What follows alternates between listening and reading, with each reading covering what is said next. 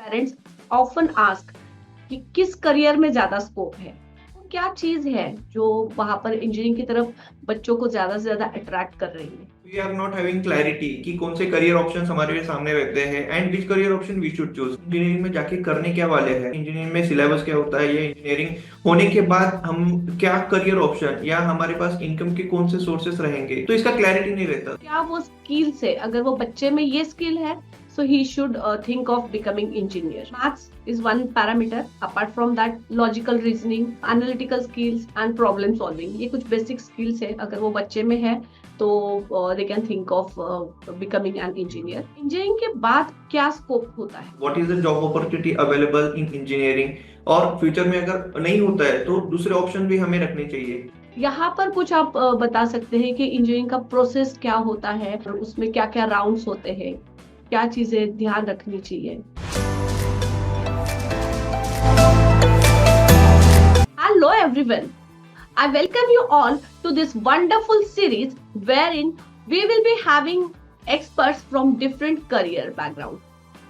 So होता है ना कि हमें किसी करियर के बारे में पता है, कुछ गूगल करके, कुछ हमने आसपास उस करियर में काम करने वाले लोगों को देखा है, समझा है, but when you want to understand the career, the things deep down in that career, the insights of the expert who has worked in that career are going to help you a lot. और इसी concept के चलते ये series हमने start की है, जहां पर हम डिफरेंट बैकग्राउंड के, डिफरेंट करियर बैकग्राउंड के लोगों को यहाँ पर इनवाइट करेंगे and they are going to share their experience.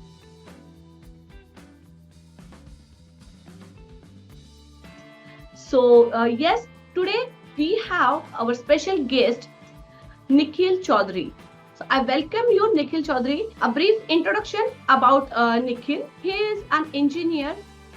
He has done his engineering from Vishwakarma Institute, Pune. He is IT engineer with wonderful experience of 11 years. 11 years industry में काम कर चुके हैं. And yes, apart from that, now he is having his startups. 3 startups he is working on. Welcome, Nikhil. And I would like you to share something about you first. Yeah. First of all, thank you, Moim, for inviting me on this podcast on your platform. When we talked for the first time on the call, so I was really impressed because when you say I'm inviting different experts from different industry, and this is really important क्योंकि हम भी जब school में थे तो we are not having clarity कि कौन से करियर ऑप्शंस हमारे सामने रहते हैं and which career option we should choose. Usually क्या होता है कि फैमिली में जो हमारे पेरेंट्स रहते हैं वो जिस फील्ड में है, या हमारे बड़े भाई सिस्टर वो जिस फील्ड में है, या अंकल के बेटे जो कर रहे हैं, वही जो आगे के जो स्टूडेंट्स रहते हैं वो सेम करियर पाथ चूज करते हैं because we know what they are doing and there is the future.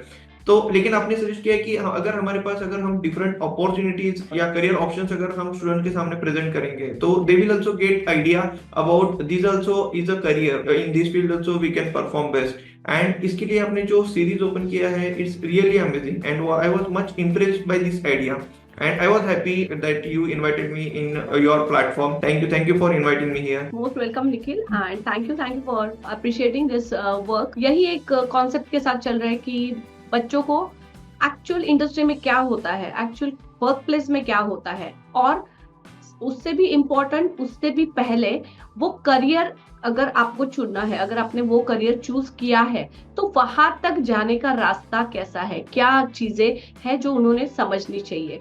So Nikhil, can you tell something about yourself? Yes, ma'am. So my name is Nikhil Chaudhary and सबसे पहले मैं education background से चालू करता हूँ। तो मेरा 10th तक का जो एजुकेशन था वो जालना के सीटीएम के स्कूल में हुआ था एंड वहाँ पे मेरा एजुकेशन जो है प्योर मराठी मीडियम स्कूल में हुआ है 10th तक। उसके बाद 11th 12th का एजुकेशन लेने के लिए आई शिफ्टेड टू पुणे।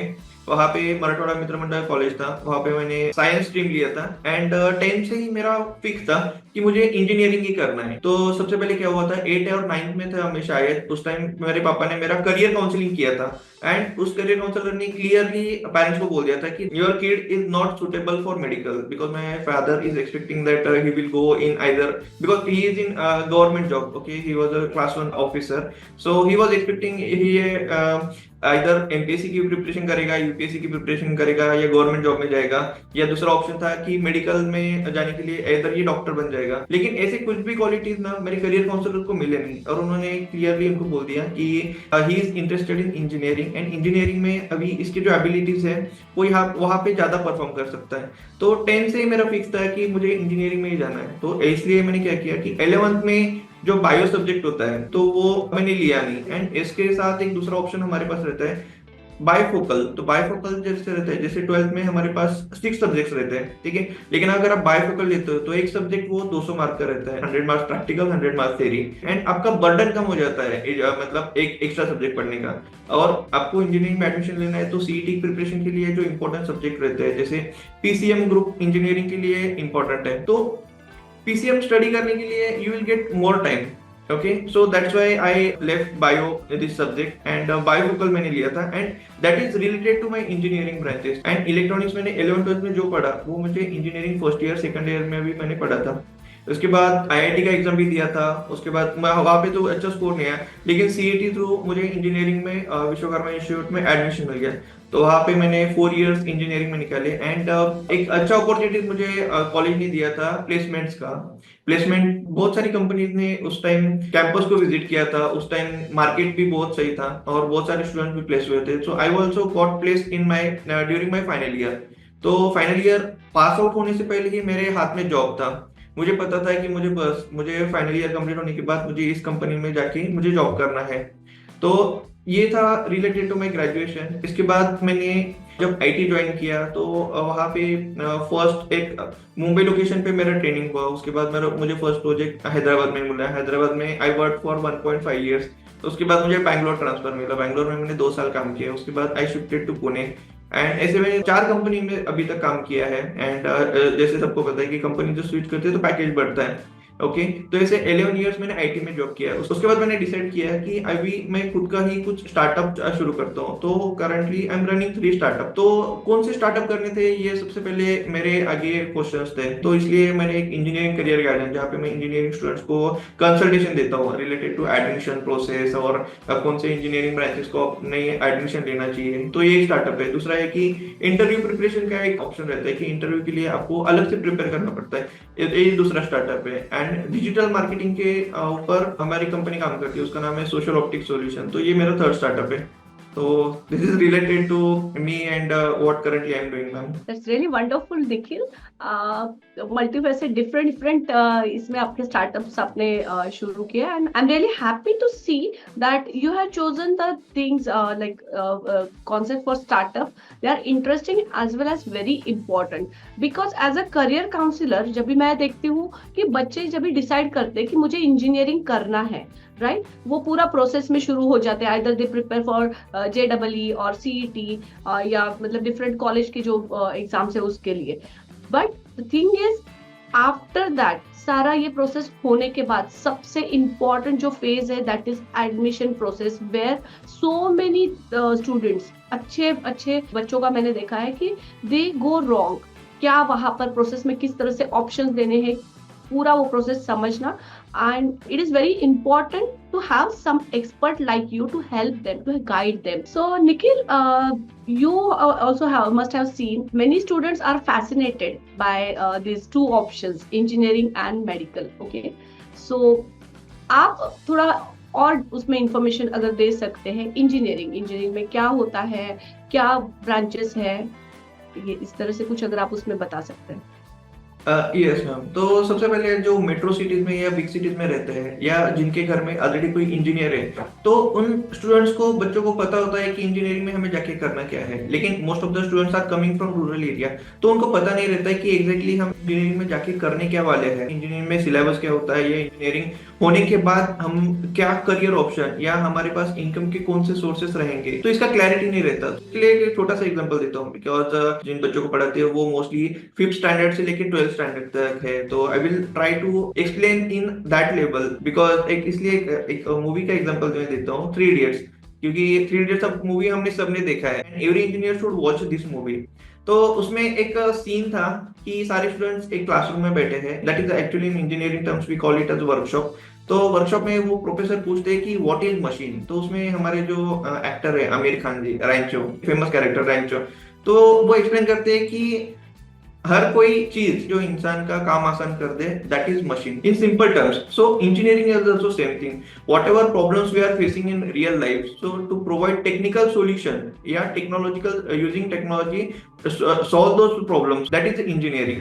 जैसे अभी हम डिफरेंट डिस्टेंस पे कॉल पे बात कर सकते हैं। Mobile, it is invented by engineer. Mobile पे हम वीडियो देख सकते हैं, that is created by engineers. तो दीज आर द प्रॉब्लम्स। जैसे एक जगह से दूसरी जगह पे जाने के लिए पहले लोग पैदल जाते थे, लेकिन अभी we have vehicles. So this vehicles are created by engineers, and ये जिस इंजीनियर ने बनाया, जिनका इसमें एक्सपर्टाइज है, those engineers we call as a mechanical engineer. Mechanical engineer, they may only work on vehicle और मशीन रिलेटेड स्टफ। अब जिस घर में या फैक्ट्री में हम रहते हैं, जिस बिल्डिंग में हम रहते हैं, that construction is created by civil engineer. या स्पेशलाइजेशन अगर किया होगा तो स्ट्रक्चरल इंजीनियर ने किया है। सबके हाथ में अभी मोबाइल है, मोबाइल में हम डिफरेंट एप्लीकेशन ओपन करके मतलब वीडियो देख सकते हैं या गेम खेल सकते हैं। तो those applications are created by some software developer, और उसमें अगर स्पेशलाइजेशन होगा तो उसे हम खोलते हैं एंड्रॉइड डेवलपमेंट। तो दिस इज इंजीनियरिंग। जो भी हम रियल लाइफ प्रॉब्लम्स और फेस कर रहे हैं, उसको हम टेक्नोलॉजी यूज करके उसको हम और सिंप्लीफाई कर रहे हैं। जैसे अगर रूम में बैठे हैं, अगर गर्मी हो रही है, तो we have option of fan या AC, that is created by engineers. And ये सब क्रिएट करने के लिए हमें डिफरेंट मतलब चीज का स्टडी करना पड़ता है, एंड ये चीज का जो स्टडी करते हैं, that persons we call as engineers. तो मैंने I try to simplify it in more lower level, so that कोई 5th स्टैंडर्ड का भी बच्चा अगर ये देख रहा होगा ना, तो उसको ये जल्दी समझ में आ जाएगा कि what is exactly engineering. Yes, that's really interesting and I like the analogy जो आमिर खान ने वो मशीन को समझने के लिए सिंप्लीफाई किया था। वैसे निखिल ने जो एनालॉजी क्रिएट की है to understand what is engineering. So एकदम छोटा, you rightly said Nikhil, 5th standard का बच्चा भी बहुत इजीली समझेगा कि एग्जैक्टली इंजीनियरिंग क्या है। That's really wonderful. So, Nikhil, what are the different branches in engineering, and in which branch there is more scope? Ma'am, so in engineering there are, if I cannot give the exact count because every year few branches gets added, few branches gets removed, because क्या होता है कि market का जैसे demand हो रहा है या जो भी नई टेक्नोलॉजीज आ रही है, तो उस हिसाब से नए नए ब्रांचेस भी इंजीनियरिंग में आ रहे हैं। But around we can say 50 to 60 branches are there. अभी हम 20 इयर्स पहले अगर इंजीनियरिंग देखें तो सबसे पहले ज्यादा स्कोप में था सिविल इंजीनियरिंग, मैकेनिकल इंजीनियरिंग, उसके सीट्स भी ज्यादा थे। अभी हम 2011 से 2015 का अगर हम पीरियड कंसिडर करें, तो उस टाइम पे ईएनटीसी ब्रांच की डिमांड बहुत ज्यादा थी, इलेक्ट्रॉनिक्स एंड टेलीकम्युनिकेशन। उसके लिए ज्यादा स्टूडेंट्स के लिए एडमिशन के लिए प्रेफर कर रहे थे, तो इस ब्रांड की जो जगह भी थी हर कॉलेजेस में वो भी ज्यादा थी। लेकिन अभी करंट मार्केट में हम देखें तो computer related branch is eight top level. Computer, और कंप्यूटर से ही बाकी ब्रांचेस भी डिराइव हुए हैं, जैसे आईटी ब्रांच कंप्यूटर से निकली है, सॉफ्टवेयर इंजीनियरिंग ब्रांच कंप्यूटर से निकली है। तो ये भी ब्रांचेस कंप्यूटर से अलग से इन्होंने डिराइव की है। अभी लेटेस्ट मार्केट में artificial intelligence, data science, machine learning, इसका बहुत डिमांड है। तो ये भी कंप्यूटर से स्पेशलाइज्ड ब्रांचेस निकली है, एंड इसको एज अ सेपरेट ब्रांच करके ट्रीट किया जाता है। और कुछ कुछ कॉलेजेस में मैंने ये भी देखा है कि ये जो 2-3 ब्रांचेस है उसको मर्ज करके एक सेपरेट ब्रांच भी क्रिएट करते हैं। जैसे एआई एंड एमएल को कंबाइन कर दिया, artificial intelligence and machine learning को कंबाइन कर दिया और एआई एमएल ब्रांच क्रिएट कर दी, या artificial intelligence and data science को कंबाइन कर दिया और एआईडीएस ये ब्रांच क्रिएट होगी। तो ऐसे साइंटिफिक ब्रांचेस भी अभी मार्केट में अवेलेबल है। अभी आपने पूछा कि इवन आई हैव सीन सब कोर ब्रांचेस, जो कोर ब्रांचेस है जैसे मैकेनिकल और एआई, ये ऐसे भी कंबाइन करके अभी आ रहे हैं, which is very helpful, right? Yes ma'am. And your second question is, ये आपने पूछा था कि किस ब्रांच को स्कोप है। तो ब्रांच के स्कोप चेंज होते रहते हैं मैम। जैसे अभी लास्ट 4 to 5 इयर्स में एआई को बहुत ज्यादा डिमांड में आ गया ये टेक्नोलॉजी, एंड अभी आपको कहीं पे भी जॉब करना है, आप किसी भी फील्ड में हो, तो you should know AI, because it is reducing human efforts. आप जितना हार्डवर्क वहां पे पुट कर रहे हो तो उतना करने की जरूरत नहीं, एआई हमें बहुत सिंप्लीफाई करके दे रहा है।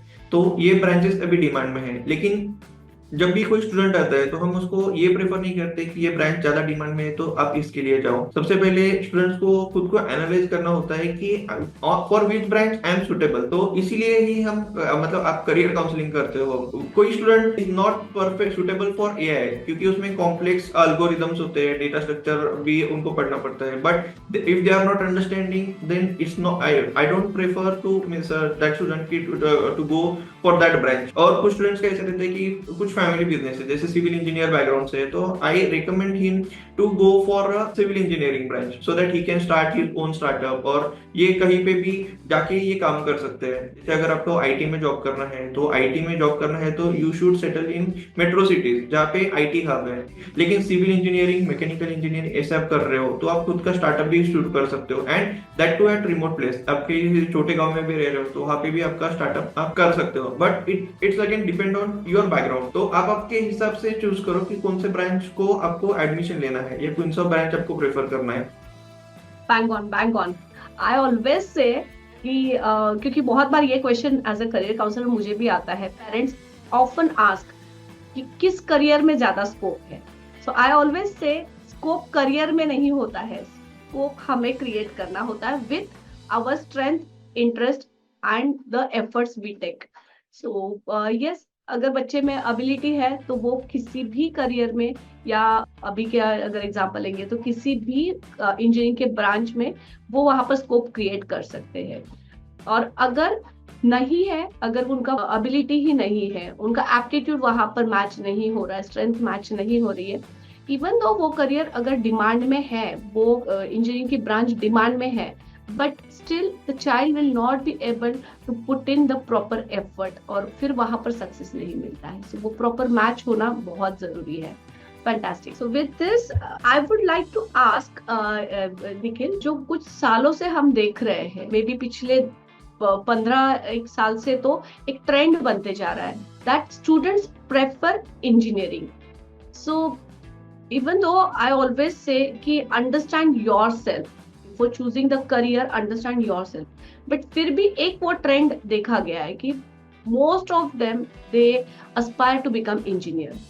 तो क्या चीज है जो वहां पर इंजीनियरिंग की तरफ बच्चों को ज्यादा से ज्यादा अट्रैक्ट कर रही है? First thing is the package salary which we are getting, because engineering में आपने बहुत सुना होगा कि इंजीनियरिंग में जैसे मेरा केस देखा तो मैं फाइनल ईयर में था but still I got job. And job जो होते हैं ना वो इन टर्म्स ऑफ जो सैलरी उनको मिलता है, इन टर्म्स ऑफ पैकेज होता है कि आपको पैकेज क्या होता है कि एक साल में आपको कितना सैलरी मिलने वाला है। In IT terms we calculate it as और call it as in terms of LPA, lakhs per annum. आपको कितने लैक्स सैलरी मिलेगा इन 1 ईयर। अब ये लैक्स को सपोज किसी को पैकेज है 8 लैक्स पर एनम, तो 8 लैक्स को अगर हम 12 पार्ट्स में डिवाइड करें, 12 मंथ्स में अगर डिवाइड करें तो आपको एक मंथ में कितना सैलरी मिलेगा जैसे आप कैलकुलेट कर सकते हो। That is your monthly package.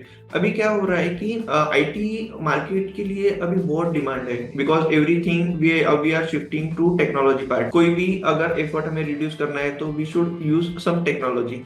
And main इसका डिमांड बढ़ने का रीजन है, हमें बाहर की कंट्रीज से बहुत सारे प्रोजेक्ट्स मिल रहे हैं। अब बाहर से कंट्री में से इंडिया में प्रोजेक्ट क्यों आ रहे हैं? तो cost cutting, due to cost cutting they are just outsourcing their projects to India और कंट्री लाइक इंडिया। जैसे अभी हम यूएस का एग्जांपल लेते हैं कि यूएस में एक प्रोजेक्ट अगर करना है और उसके लिए एक रिसोर्स उनको लगता है तो उसको उनके हिसाब से उसको सैलरी देना पड़ेगा, राइट? लेकिन वो अगर सेम प्रोजेक्ट अगर या सेम रिक्वायरमेंट अगर आउटसोर्स करते हैं इंडिया में तो उनको जो बजट है वो बहुत कम सैलरी में उनको वो काम करके मिल जाएगा। जैसे अभी यूएस का $1 और इंडिया के 87 रुपीज, दीज आर इक्वल। तो उनको they don't need to pay the dollar salary to the employee if they are hiring Indian person, तो उनको तो रुपीज में ही कन्वर्ट करना पड़ेगा। तो जैसे वहां पे अगर यूएस में एक बंदा काम कर रहा है तो उसके सेम सैलरी में इंडिया में 10 पीपल उनको मिल जाएंगे। तो that's why they started outsourcing their projects to different countries. इस वजह से क्या हुआ, इंडिया में आईटी मार्केट का मतलब बहुत डिमांड में आ गया एंड आईटी में बहुत सारी जॉब अपॉर्चुनिटीज ओपन हो गए। अभी बहुत सारे जॉब अपॉर्चुनिटीज ओपन हो गए। एक टाइम ऐसा था कि आईटी कंपनीज को जो है कैपेबल एम्प्लॉयज नहीं मिल रहे थे। इस वजह से उन्होंने क्या किया कि जो भी स्टूडेंट पास आउट हो रहे हैं अगर उसमें क्वालिटी स्टूडेंट है तो उनको पैकेज बढ़ा के दे दो। तो फ्रेशर को भी वो मिनिमम 4 लाख का पैकेज, 5 लाख का पैकेज, इससे मतलब आपका एजुकेशन खत्म होता है और तुरंत आपका सैलरी चालू होता है। So that's is really nice feeling. और सब लोग एजुकेशन क्यों ले रहे हैं? Because we want whatever we are learning, we should get returns in terms of money. तो इसीलिए कर रहे हैं। इस वजह से क्या हुआ कि बीच में डिमांड बहुत क्रिएट हो गया है, उसमें इतने लोग नहीं मिल रहे थे, इस वजह से इंजीनियरिंग का जो स्कोप है वो बहुत बढ़ गया। एंड पहले 10 साल पहले ऐसे था कि मेडिकल एंड इंजीनियरिंग ये दो ही फील्ड ऐसे थे, इसके बारे में ये सोचते थे। मतलब बच्चा मतलब सेम अगेन इन 3 मीडियर्स में सेम किस्सा है कि वो बच्चा पैदा होता है तो बोलता है अभी मेरा बेटा इंजीनियर बनेगा, फरहान कुरैशी। तो ऐसे ही मतलब लोग बचपन में डिसाइड कर लेते हैं उनके पेरेंट्स की लड़का हुआ इसको इंजीनियरिंग में भेज दो, लड़की हो गई इसको मेडिकल में भेज दो। तो यही दो करियर ऑप्शन पहले लोग सोचते थे, लेकिन अभी मार्केट में ऐसा नहीं है। अभी मार्केट में बहुत सारे करियर ऑप्शंस अवेलेबल हैं। अभी आप इंजीनियरिंग में ही सोचोगे तो इंजीनियरिंग में आई टोल्ड कि देयर आर 50 ब्रांचेस, तो आपको इंजीनियरिंग में भी अंदर जाके आप स्पेशलाइजेशन कर सकते हो कि मुझे कौन से ब्रांच के लिए आपको मतलब कौन से ब्रांच से आपको इंजीनियरिंग करना है। एंड जैसे ब्रांच होता है तो जॉब में भी स्पेशलाइजेशन होते हैं कि आपको एक जॉब आपने पिक कर लिया तो जॉब के अंदर कौन से टाइप का वर्क आपको चूज करना है। एंड ये सब की वजह से क्या हुआ कि इंजीनियरिंग बहुत डिमांड में आ गया है। फिर दूसरा एक रीजन है कि अगर आपको जब आप जॉब स्विच करते हो तो आपका पैकेज जो है या सैलरी जो है डायरेक्टली 30%, मिनिमम एवरेज 30% है, ठीक है। उसके ऊपर कितना भी हो सकता है। मतलब आई हैव सीन कि स्टूडेंट्स को 200% हाइक, 300% हाइक, इतना हाइक भी मिला है। मतलब कि करंट सैलरी पे उतना पैकेज आपको बढ़ा के मिल जाता है अगर आप एक कंपनी से दूसरे कंपनी में स्विच कर रहे हो। तो ऐसा मैंने किसी और फील्ड में नहीं देखा, ये सिर्फ आईटी में होता है और इंजीनियरिंग करियर के लिए ही होता है। ये एक ऑप्शन हो गया। फिर दूसरा है कि अगर आपको ऑनसाइट जाने का अपॉर्चुनिटी मिलता है, ऑनसाइट मतलब आप यहाँ से यूएस यूके में जाओ या स्विट्जरलैंड में जाओ और वहां पे आपको जॉब करने का अपॉर्चुनिटी मिलता है। अगर आप वहां पे 1 साल भी जॉब करते हो तो मिनिमम 30 to 40 लाख आपका सेविंग हो जाता है 1 साल का। तो इतना आपको इंडिया में रह के नहीं मिलेगा। और बहुत सारे एम्प्लॉयज को अभी कंपनी प्रेफर करिए कि ऑनसाइट जाके ऑनसाइट का आप एक्सपीरियंस ले लो ताकि कंपनी को भी बेनिफिट मिले एंड एम्प्लॉय को भी बेनिफिट मिले। तो इस वजह से जो सैलरी पैकेज हो रहा है ना, तो मिनिमम 70 लाख का सैलरी, 80 लाख का सैलरी ऐसे भी अपने को अब सुनने में मिलता है। एंड हम हमारे साइड में भी अगर देखें तो कोई ना कोई बंदा ना उसका सैलरी आप सुनोगे तो पेरेंट्स इंप्रेस हो जाते हैं, अच्छा इसको इतना सैलरी मिल रहा है तो ठीक है मेरे बेटे को भी मैं इंजीनियरिंग को ही डालूंगा।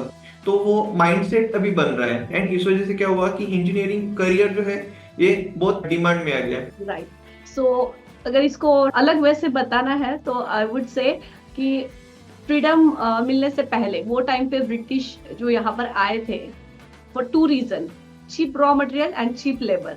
अभी जो कंपनीज यहाँ पे इंडिया से आउटसोर्स कर रही है, काम आउटसोर्स करके ले रही है, the reason being again cheap labour, क्योंकि as compare to their remuneration standards and currency का difference, right.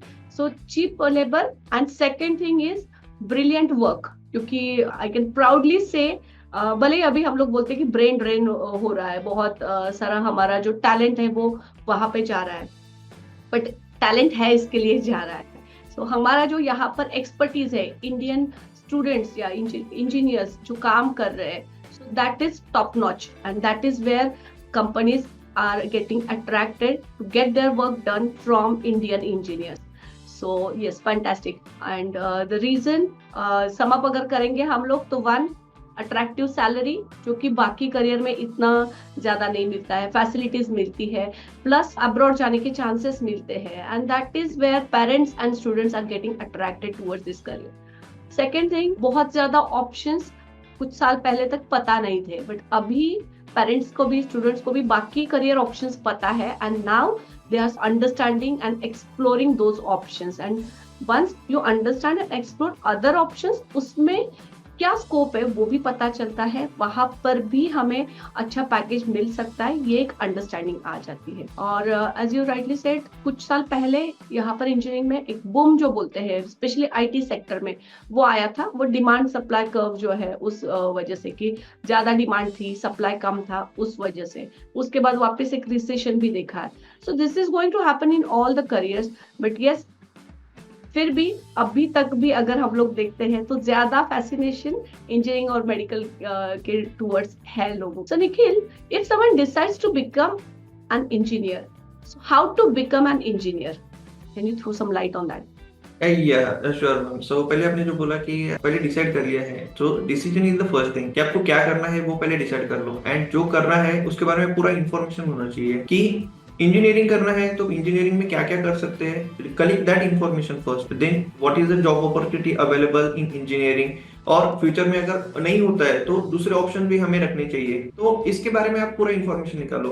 After that once you make the mindset like आपको इंजीनियर बनना है, तो इंजीनियरिंग की आपको सबसे पहले डिग्री लेनी पड़ेगी, राइट। तो degree, for giving the degree we have different colleges, तो different levels of colleges are there, like IIT है, एनआईटी है, और हमारे दूसरे भी इंजीनियरिंग कॉलेजेस है जहाँ से आपको 4 इयर्स का डिग्री का जो बैचलर ऑफ इंजीनियरिंग या बीटेक हम उसे बोलते हैं, उसका डिग्री लेना पड़ेगा। और इंजीनियरिंग कॉलेज में सबसे पहले ये डिग्री लेने के लिए इंजीनियरिंग कॉलेज में आपको एडमिशन लेना पड़ेगा। अब एडमिशन भी आप जैसे मेडिकल में होता है एमबीबीएस, बीडीएस, तो इंजीनियरिंग में भी डिफरेंट ब्रांचेस है, तो ये ब्रांच आपको चूज करना पड़ेगा। फिर ब्रांच चूज करने के लिए भी आप डिसाइड करो कि आप किस ब्रांच के लिए सुटेबल हो, in which branch you need to spend your 4 years, after 4 years in which job role you want to spend your life, तो ये आपको डिसाइड करना पड़ेगा। तो ऐसे करके आप एक अच्छे इंजीनियर बन सकते हो। उससे भी पहले एक जो स्टेप आती है, as you said, first is the decision. So वो डिसीजन करने के लिए what things student should take into consideration, कि क्या वो स्किल्स है, अगर वो बच्चे में ये स्किल है so he should think of becoming engineer. अब मैम इसमें अभी स्किल डिसाइड करने से पहले ना हम उसका एज ग्रुप देखते हैं कि अगर 5th स्टैंडर्ड से लेके अगर 10th स्टैंडर्ड तक देखें तो उतना उनको क्लैरिटी नहीं आता, क्योंकि जो क्लैरिटी मिलता है वो 11th और 12th में मिलता है कि हमें मेडिकल में जाना है या इंजीनियरिंग में जाना है, क्योंकि 10th तक हमारे पास कुछ ऑप्शनल सब्जेक्ट नहीं है। 11th में we can choose optional subject. अभी जो स्किल्स लगती है तो इसके लिए आप खुद से इवेल्युएट करने से अच्छा आप कोई करियर काउंसलर देख लो। मैं बाकी स्टूडेंट्स को भी जो मुझे मेरे पास इंक्वायरी जाते हैं तो उनको भी वही सजेस्ट करता हूँ कि just find out some career counsellor, okay, they will take your psychometric test और बाकी भी टेस्ट रहते हैं। तो आप किस एरिया में या किस फील्ड में अच्छा परफॉर्म कर सकते हो, they will give you suggestions, that suggestion you can consider while choosing a career. अभी जो स्किल्स लगते हैं, जैसे हमारे यहाँ पे पहले ऐसे देखा जाता था कि आपको अगर मैथमेटिक्स में अगर इंटरेस्ट है तो दो students can perform better in engineering, because engineering is completely depends on the logic, और आपको जो प्रैक्टिकल आप जो भी कुछ सीख रहे हो तो उसको रियल लाइफ में आप कैसे इंप्लीमेंट कर सकते हो, it's completely depend on that. क्योंकि आपके बुक्स छोटे रहते हैं लेकिन प्रैक्टिकल आप जो एप्लीकेशन आप प्रैक्टिकली करने वाले हो वो बहुत बड़ा रहता है। तो ऐसे स्किल अगर आप देखोगे तो लॉजिक इज वेरी इंपॉर्टेंट। तो जो बच्चों का लॉजिक अच्छा रहता है, या उसके पहले हम बोल सकते हैं जिनका मैथ्स का स्कोर अच्छा है, तो दो students can go for maths, but this is just one criteria, it will not give you, क्योंकि कुछ स्टूडेंट मैंने ऐसे भी देखे कि उनका मैथ्स बहुत अच्छा था but they are not performing well in engineering. तो इससे अच्छा मेरा सजेशन यही है कि instead of checking skills you go for the career counselling, and you are the best career counsellor till 12th standard, okay ma'am, because I have seen other career counselors as well, so I'll definitely recommend your name. And I also got few queries regarding the career counseling, but I don't do that career counseling below the 11th standard, क्योंकि मैं जो career counseling करता हूँ that my career counseling is specifically related to engineering student। मतलब आपका decision हो गया है कि आपको इंजीनियरिंग करना है, उसके बाद आपको जो मार्क्स मिले हैं, आपका जो कैटेगरी है, आपका जो रीजन जिस एरिया में आप रहते हो, तो उसके बेसिस पे I recommend students you go for this colleges, this college you can get this college. और आपका अभी जो करंट मार्क्स है उसके बेसिस पे आपने कौन सा इंजीनियरिंग का ब्रांच चूज करना चाहिए, उतना ही करियर काउंसलिंग मैं करता हूँ। उसके पहले अगर का स्टूडेंट है जैसे 5th स्टैंडर्ड से लेके 11th स्टैंडर्ड तक, तो definitely you know better than me किस प्रोसेस से उसको जाना चाहिए, so that it will help to decide kids career. Absolutely. So as you rightly said, Nikhil, maths is one parameter. Apart from that, logical reasoning, analytical skills and problem solving, ये कुछ basic skills है। अगर वो बच्चे में है तो they can think of becoming an engineer. Of course, ये ऐसे ही हमें सिर्फ ऑब्जर्व करके या इससे नहीं पता चलता है। Sometimes we get to know very prominently, and sometimes we need to have the scientific test done. And इसी के लिए यहाँ पर मैं ये साइंटिफिक टेस्ट के साथ, apart from that proper counselling के साथ इनको हेल्प करती हूँ। यस, वो डिसीजन बहुत इंपॉर्टेंट है, बिकॉज वंस यू डिसाइड, एक रॉन्ग डिसीजन आपको बहुत सारा आपका टाइम, एफर्ट एंड मनी वो ले लेता है। तो स्किल्स देख के और बाकी सारे पैरामीटर्स देख के ही डिसाइड करना चाहिए। ऑल राइट, सो निखिल, इंजीनियरिंग के बाद क्या स्कोप होता है? यस मैम, तो सबसे पहले ना इंजीनियरिंग को स्कोप है या नहीं, उसमें भी बहुत सारे क्वेश्चंस आते हैं, क्योंकि this days we are seeing lot of news कि जॉब अवेलेबल नहीं है। तो इसके बारे में मैं थोड़ा सा आपको बताना चाहता हूँ कि all in India every year 15 lakhs engineer are graduating, and जो अवेलेबल जॉब्स है वो सिर्फ 2.5 lakhs to 3 lakhs इतने ही अवेलेबल होते हैं एवरी ईयर। और ये नंबर ऑफ जॉब्स भी it depends on the global news, global मतलब वर्ल्ड में क्या चल रहा है। जैसे यूक्रेन वॉर चल गया, या दूसरा कुछ और चल रहा है, तो ऑटोमेटिकली जो आउटसोर्सिंग के जो प्रोजेक्ट्स होते हैं उसका फंडिंग कम हो जाता है, या कुछ कंपनी ना ये पूरा आउटसोर्सिंग ही स्टॉप कर देती है। और बाकी पैरामीटर्स भी रहते हैं, जैसे यूएस में इलेक्शन हो गए, तो इलेक्शन पे कौन आया ना, इसके ऊपर भी जॉब मार्केट बहुत फ्लक्चुएट होता है, एंड इस पे ना जो नंबर ऑफ जॉब अपॉर्चुनिटीज है वो कम ज्यादा होती रहती है, and it will go on, we don't have control on it. लेकिन इसके बेसिस पे ऐसा नहीं है कि आपको जॉब मिलेगा ही नहीं। दो students, if you want job and if you get proper right guidance, definitely they will get job. ऐसे भी स्टूडेंट्स हैं, हमने ऐसे देखा है कि जो अच्छे रेप्यूटेड कॉलेज से पास आउट हुए लेकिन उनका प्लेसमेंट हुआ नहीं। ऐसे भी कुछ स्टूडेंट्स हैं जो एक एवरेज कॉलेज से पास आउट हुए लेकिन they got very nice package. अब ये क्यों होता है? अगर उनको राइट करियर मतलब इंटरव्यू का प्रिपरेशन का डायरेक्शन मिले कि एग्जैक्टली कैसे करना है, इंटरव्यू राउंड क्रैक कैसे करने हैं, स्टेप बाय स्टेप आपको जॉब स्विच कैसे करनी है, टेक्नोलॉजी कैसे चूज करना है, वैसे आपको जब डायरेक्शन मिलता है and your interest matches with the company का requirement, if this are align, then definitely you can survive in IT and you get nice hike। तो इन स्टूडेंट्स को डेफिनेटली IT में स्कोप है। अभी आप सोच रहे होंगे कि बाकी स्टूडेंट्स क्या करेंगे, तो बाकी स्टूडेंट्स कुछ स्टूडेंट्स तो ऐसे ही आते हैं कि दूसरे फील्ड में ग्रेजुएशन करने से अच्छा इंजीनियरिंग से ग्रेजुएट कर लें, क्योंकि आप अगर गवर्नमेंट की एग्जाम भी दे रहे हो तो graduation is the minimum criteria कि you should be graduate, only that you can appear for the exam. तो बहुत सारे स्टूडेंट प्रेफर करते हैं कि instead of graduating from BSc, तो I am just giving example, तो इससे अच्छा आप इंजीनियरिंग से ग्रेजुएट कर लो क्या, ताकि आपके पास दो करियर ऑप्शंस रहेंगे, गवर्नमेंट एग्जाम्स भी रहेंगे एंड दूसरा है कि आप इंजीनियरिंग में भी you can try out different career. अब इंजीनियरिंग के बाद कौन से करियर ऑप्शन रहते हैं, तो I can not cover that complete thing in this video, but I have created a separate video which is there on my YouTube channel, तो उसका भी link I will provide you, you can add it in if you want in other comments, okay, that link।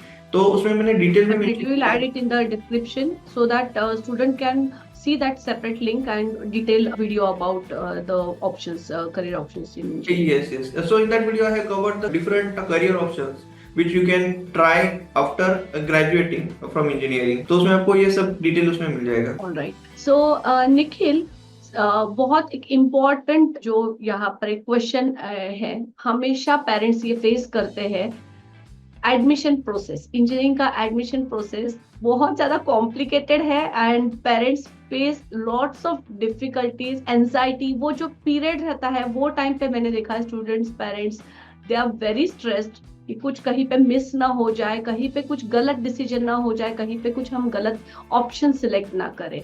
सो यहाँ पर कुछ आप बता सकते हैं कि इंजीनियरिंग का प्रोसेस क्या होता है, उसमें क्या क्या राउंड्स होते हैं, क्या चीजें ध्यान रखनी चाहिए? यस मैम, तो सबसे पहले आपने जो बोला ना कि इंजीनियरिंग का प्रोसेस बहुत कॉम्प्लेक्स है, तो इट्स नॉट कॉम्प्लेक्स, ये आपका मतलब आपको बेस्ट कॉलेज मिलने के लिए ही ये प्रोसेस डिजाइन किया है और ये बहुत सालों से चल रहा है। एंड ये प्रोसेस में भी ना हर साल कुछ ना कुछ रूल्स नए ऐड होते हैं। जैसे मेरे टाइम भी मैंने 2007 में इंजीनियरिंग को एडमिशन लिया था, उस टाइम भी सेंट्रलाइज ही एडमिशन प्रोसेस थी। अब ये सेंट्रलाइज प्रोसेस क्यों आई, इसका मैं आपको बैकग्राउंड देता हूँ। जैसे आपको कुछ कॉलेज में अगर एडमिशन लेना है तो भी visit that college, we fill form, वहाँ पे फिर मेरिट लिस्ट लगेगी, because they have limited seats, उसके ऊपर वो सीट्स नहीं ले सकते। अभी आप इंजीनियरिंग सिर्फ महाराष्ट्र का केस कंसिडर करोगे तो महाराष्ट्र में 350 प्लस इंजीनियरिंग कॉलेज है। Now it's not possible to every student to visit each and every college and fill those form, क्योंकि आपको एक ही कॉलेज मिलेगा, उसमें एक ही ब्रांच मिलेगी, तो आप इतने सारे कॉलेज के फॉर्म्स क्यों भरोगे? This was a problem. इसके ऊपर सोल्यूशन ऐसे लाया कि आप एक ही फॉर्म भरो, उसमें आप डिफरेंट ऑप्शंस डाल सकते हो एंड ये प्रोसेस पूरा सेंट्रलाइज रहेगा। That's why it's called as the CAP round, centralised admission process, it's short form is the CAP. और ये प्रोसेस को आपको हर कॉलेज में विजिट करने का जरूरत नहीं है, आपको सिर्फ एक जगह पे ही विजिट करना है और that is only for document verification. आपके जो मार्क्स है, ओरिजिनल सर्टिफिकेट जो है वो आपने प्रॉपर भरे है या नहीं, तो वो वेरीफाई करने के लिए आपको सिर्फ वन टाइम जो स्क्रूटिनी सेंटर है वहां पे विजिट करना होता है। एंड दूसरा, आपको जब कॉलेज में एडमिशन मिलता है तो उस टाइम आपको कॉलेज में एडमिशन के लिए विजिट करना है, आपको हर जगह पे हर कॉलेज में जाने का जरूरत नहीं। और सारे के सारे एडमिशन के जो फॉर्म है आपको घर से ही फिलअप करने हैं। तो उसमें अब ये पेरेंट्स को बहुत कॉम्प्लेक्स लगता है, because first time they are seeing this. अगर कोई पहले आपका फैमिली से कोई इंजीनियर नहीं गया है, इस राउंड से नहीं गया है, they are hearing it for first time कि what is this, that's why they look like it is too complex. But ऐसा अगर केस है तो आप कोई करियर काउंसलर जो इंजीनियरिंग करियर करता है, you can connect with me और some different career counsellor, they will guide you how to fill up this form and they can, if you are okay then you can give the complete process to him और her. वो आपका सारा admission process वो पूरा handle कर लेंगे, ताकि आपको टेंशन लेने की जरूरत नहीं, बिकॉज यू आर वर्किंग, हर दिन आपको अलग अलग काम रहता है and collecting information and you are feeling you are found by own, तो ये थोड़ा सा डिफिकल्ट जा सकता है, या हमारे साइड से कुछ मिस्टेक्स हो गई। जैसे क्या होता है कि कैटेगरी वाइज भी सीट्स अलग रहते हैं, या आप किसी एक यूनिवर्सिटी से आ रहे हो दूसरी यूनिवर्सिटी में अगर फॉर्म फिलअप कर रहे हो तो वहाँ पे रिजर्वेशन का कोटा अलग रहता है, कैटेगरी में भी रिजर्वेशन का कोटा अलग होता है, और फॉर्म में भी अगर कुछ अपनी मिस्टेक्स कर दी तो आपके एडमिशन प्रोसेस पे वो रिफ्लेक्ट करता है, और एडमिशन प्रोसेस में अगर कुछ गलत हो गया तो you will be out of the round, आप इस साल अप्लाई नहीं कर सकते, आपको डायरेक्टली नेक्स्ट ईयर जाना पड़ेगा। फिर दूसरा है कि इंजीनियरिंग एडमिशन लेने के लिए आपने अगर डिफरेंट एग्जाम दिए तो डिफरेंट एग्जाम के स्कोर भी कंसिडर होते हैं and you can fill up in the same form. जैसे अगर इंजीनियरिंग को जाना है तो महाराष्ट्र की सीईटी है, अदर स्टेट के भी अलग अलग सीईटी वो कंडक्ट करते हैं, तो उसका जैसे अभी महाराष्ट्र की इसमें मैं बोल रहा हूँ, महाराष्ट्र का सीईटी होता है वो आप डाल दो, आपने जेई भी दिया है तो जेई का स्कोर भी डाल दो, तो ये दोनों एग्जाम में से जो उसका भी अच्छा स्कोर होगा तो that score will be consider to get the admission. तो ऐसा ये पूरा एडमिशन का राउंड चलता है। अभी आपने पूछा कि इसमें आप राउंड के बारे में डिटेल कुछ बताओ। यूजुअली 3 राउंड होते हैं, राउंड 1, राउंड 2, राउंड 3, और उसके बाद जो होता है स्पॉट राउंड होता है। ये 3 राउंड जो होते हैं आपको इसमें पूरा प्रोसेस ऑनलाइन होता है। स्पॉट राउंड के लिए आपको इंडिविजुअल कॉलेज में विजिट करना होता है और वहां पे फिर मेरिट लिस्ट लगेगा, आपका नाम आया तो that you can take admission. अभी एवरी राउंड में आपको 300 ऑप्शंस मिलते हैं, 300 चॉइसेस यू कैन गिव, तो आप उसमें कॉलेज लिख सकते हो। जैसे मुझे AIT कॉलेज चाहिए, फिर PCCOE कॉलेज चाहिए, फिर सिंहगढ़ कॉलेज चाहिए, ऐसे कॉलेज का प्रेफरेंस दे सकते हो। एंड जिस कॉलेज में आपको एडमिशन पहले चाहिए वो ऊपर डालो, उसके बाद दूसरा, second preference, third preference, because पीछे जो एक सॉफ्टवेयर रनिंग यूज करते हैं कैप वाले की, और वो सॉफ्टवेयर आपको कॉलेज अलॉट करता है based on whatever preferences you have given. अभी अगर आपको कॉलेज वाइज जाना है, जैसे VIT कॉलेज में मुझे कंप्यूटर ब्रांच प्रेफर करनी है, उसके बाद ENTC प्रेफर करना है, फिर IT प्रेफर करना है, तो आपके ये 3 चॉइसेस हो गए। तो ऐसे आप there are 300 choices you can fill, it's not mandatory to fill all 300। कुछ लोग 50 भी भर सकते हैं, कुछ लोग 100 भी भर सकते हैं। अगेन ये डिपेंड्स ऑन योर मार्क, आपको मार्क्स अच्छे रहेंगे तो whatever college you are filling you will get that college. But if आपके मार्क कम है, okay, and you are adding only top colleges, तो आपको ज्यादा नंबर ऑफ प्रेफरेंसेस भरने पड़ेंगे। अभी फर्स्ट राउंड में आपको अच्छा कॉलेज मिला, you can take admission, otherwise you can book that college and you can go for the next round. अगर नेक्स्ट राउंड में अगर आपको बेटर कॉलेज मिलता है तो फर्स्ट राउंड में जो मिला है कॉलेज वो ऑटोमेटिक कैंसिल हो जाएगा और बेटर कॉलेज आप एडमिशन ले सकते हो। सो this is the process for first, second and third round. फिर थर्ड राउंड के बाद अगर तीनों राउंड में अगर किसी स्टूडेंट को अच्छा कॉलेज नहीं मिला है तो ही कैन चूज कॉलेज, कुछ लास्ट राउंड तक कुछ ना कुछ सीट ना हर कॉलेज में एम्प्टी रहते हैं। तो जैसे एक कॉलेज में 4 सीट्स एम्प्टी है फॉर कंप्यूटर ब्रांच, तो वहाँ पे जाके आप फॉर्म फिलअप करो, वो मेरिट लिस्ट लगाएंगे, आपका मेरिट लिस्ट में नंबर है तो then you can go visit that college and take admission. So this is process for cap round. I try to simplify it, okay, but if you want details about a cap round, so इसके लिए मैंने separate playlist create करके रखा है कि first round में क्या होता है, सेकंड राउंड में क्या होता है, हर एक टर्म का मीनिंग क्या होता है। जैसे बेटरमेंट एक ऑप्शन रहता है या फ्रीज ऑप्शन, फ्रीज एक टर्म होता है, तो उसको अगर आपको डिटेल में देखना है तो मेरा जो यूट्यूब चैनल है उसका एक सेपरेट प्लेलिस्ट है, वो जाके अभी आप देखोगे तो उससे स्टूडेंट को पूरा डिटेल मिल जाएगा कि फॉर्म्स भरने कैसे हैं एंड इंजीनियरिंग ब्रांचेस की डिटेल भी मिल जाएंगी कि हर ब्रांच में एग्जैक्टली हमें क्या स्टडी करना होता है, आगे उसका स्कोप क्या रहेगा। तो that all details you will get on my YouTube channel. Wonderful Nikhil, बहुत अच्छे से एकदम सिंप्लीफाइड वे में आपने ये प्रोसेस एक्सप्लेन की है। पेरेंट्स एंड स्टूडेंट्स, अगर आपको यही प्रोसेस को और डिटेल में अगर जानना है, if you want to understand engineering process in detail, because there are so many technical terms, betterment है, फ्रीज है, फ्लोट है, so many things to be considered while giving the different options. So I would recommend you please go through the videos created by Nikhil sir. He has done wonderful job properly. इसके सारे उन्होंने playlist बनाई हुई है, अलग से सारे video है। I will share the link in the description. Apart from that, अगर ये सब देखने के बाद भी अगर आपको कुछ भी डाउट है, so he is there to help you. उनके अलग से काउंसलिंग प्रोग्राम्स चलते हैं जो एडमिशन प्रोसेस में आपको थरोली वहां पर वो हेल्प करते हैं, गाइड करते हैं। Because see this is very important decision and अगर वहां पर कोई एक छोटी सी मिस्टेक भी, it can cost you a lot. So it's better if you have some doubt, take the guidance of expert. So Nikhil, I would like you to share the details about your counseling program, how you help students and parents in this engineering process.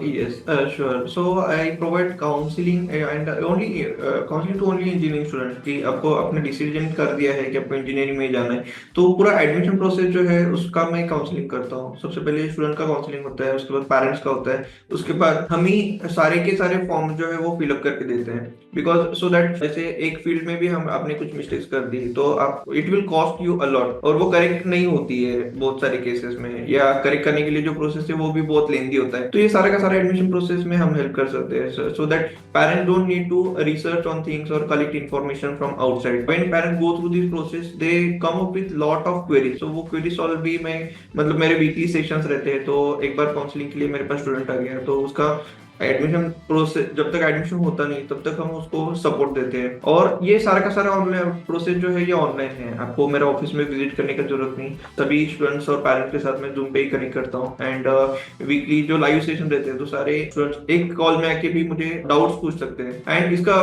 बहुत minimum fees है, तो once they pay this fees so I will they can enrol to my counselling programme. और बहुत सारे students मतलब ऐसे queries भी पूछते हैं, तो क्वेरीज के लिए I don't charge anything. And if you want to connect with me you can just drop message on my WhatsApp number, my team will call you और they will reply you on WhatsApp. तो ऐसे में counselling Really a great help, Nikhil. बहुत अच्छी help है, I would say, because I have seen parents and students struggling to get this help. कहाँ से मिले, क्या right help मिले, and who can be better than you, who has already gone through the process. इतने बच्चों को, parents को आपने already guide किया है. So parents and students, I would say, अगर कुछ भी आपको डाउट है you can reach out to Nikhil sir. Nikhil sir का जो नंबर है वो हम डिस्क्रिप्शन में डाल देंगे, and you can just WhatsApp him to know more about his counselling sessions. अगर कुछ भी डाउट है, he is there to help you. कोई भी क्वेश्चन है आप उनको वहां पर व्हाट्सएप पे पूछ सकते हैं। Thank you so much Nikhil, and this was wonderful information, everything about engineering. अगर किसी भी बच्चे को, किसी भी पेरेंट को इंजीनियरिंग के बारे में जानना है, so from start to end पूरा, so we have tried to cover all this things today. Apart from that, once again I would say, कुछ भी डाउट है, इंजीनियरिंग का एक क्वेश्चन आ रहा है कि वहां पर वो प्रोसेस के लिए या फिर उसके पहले कहीं पे भी आपको कुछ भी क्वेश्चन है, reach out to Nikhil sir and he is always there to help each and every student and parent. Thank you so much, Nikhil, for taking your time out from your busy schedule and help students and parents here. Thank you so much. Okay, thank you ma'am, thank you for inviting me here, thank you everyone.